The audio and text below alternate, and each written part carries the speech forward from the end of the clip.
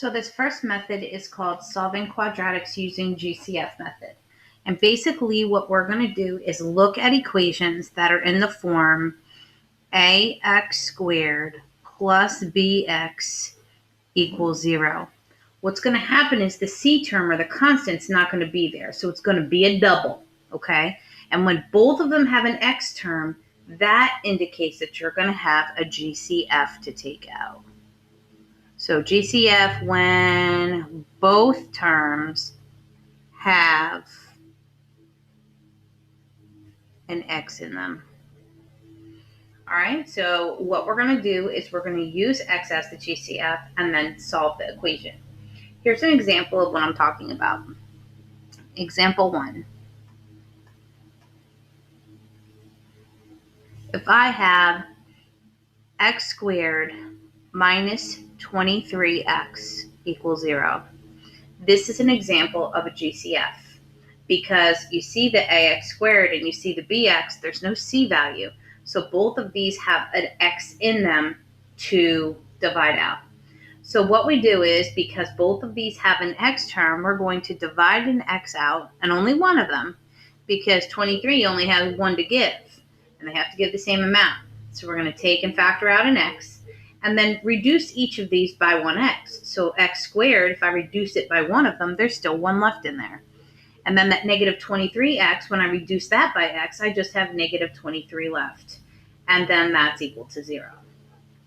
What you do from here is you want to solve it. So to solve it, you make two separate equations. And our two separate equations are going to be this part and this part. So we're going to have an x equals 0 as an equation, and then we're going to have an x minus 23 equals 0 as an equation.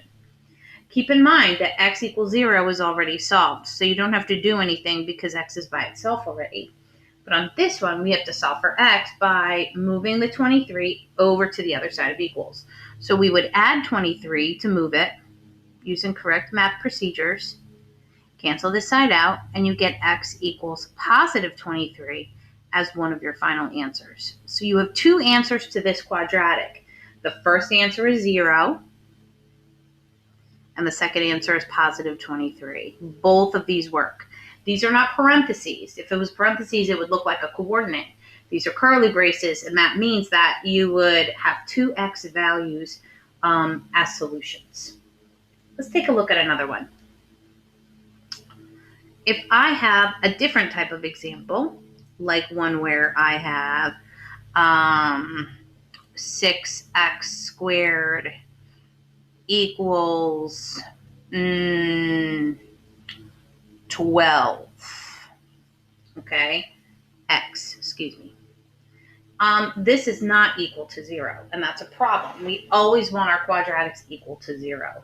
So the first thing we would need to do here is we would have to subtract 12x on both sides to have it say equal 0. So we're moving it to the left so that this says equal 0, and then we're just going to bring these two terms down in order.